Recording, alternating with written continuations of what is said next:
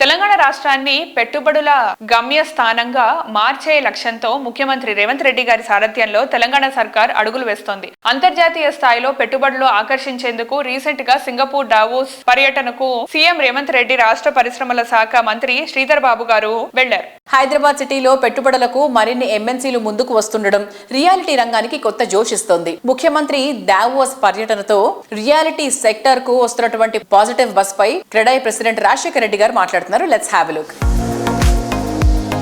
CM Revanth Davos పర్యటన super success అయింది. ప్రపంచ ఆర్థిక వేదికపై పెట్టుబడులు వెల్లువెత్తాయి.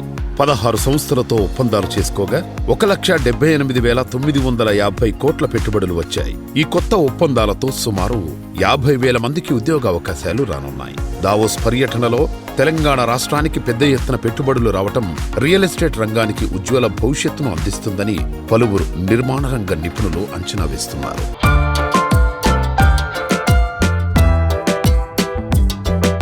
జనవరి 26 75వ సంవత్సరం ముగించుకొని 76వ సంవత్సరంలో అడుగు పెడుతున్న సందర్భంగా దేశ ప్రజలందరికీ కూడా క్రెడాయి హైదరాబాద్ తరపున గణతంత్ర దినోత్సవ శుభాకాంక్షలు. కొత్త సంవత్సరం కొత్త శుభారంభాలతో మొదలైందనే చెప్పొచ్చు.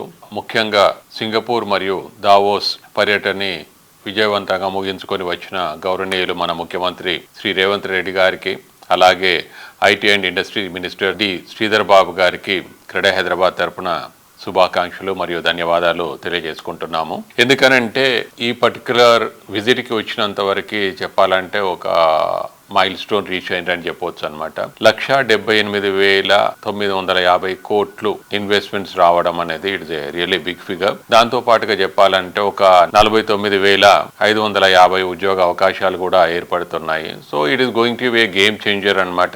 రాబోయే కాలంలో ఒక హైదరాబాద్ అనేదే కాకుండా తెలంగాణ వ్యాప్తంగా మంచి పరిణామం అని చెప్పవచ్చు.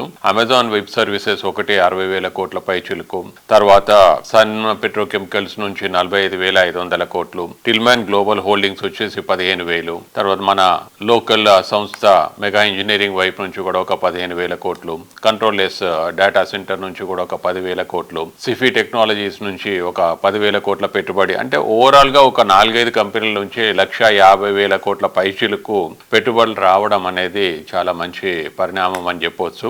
ముఖ్యంగా నిర్మాణ రంగానికి చాలా హెల్ప్ఫుల్ గా ఉంటుంది. ముఖ్యమంత్రి గారి విజన్ 2050ని తెలంగాణ రైజింగ్ అనే స్లోగన్ తోటి తను ఈ పర్టికులర్ వరల్డ్ ఎకనామిక్ ఫోరంలో విజయవంతంగా చేసినారని చెప్పొచ్చు. అందుకోసం మళ్ళీ ఒకసారి క్రెడాయి హైదరాబాద్ తరఫున ధన్యవాదాలు చెప్పుకుంటున్నాం.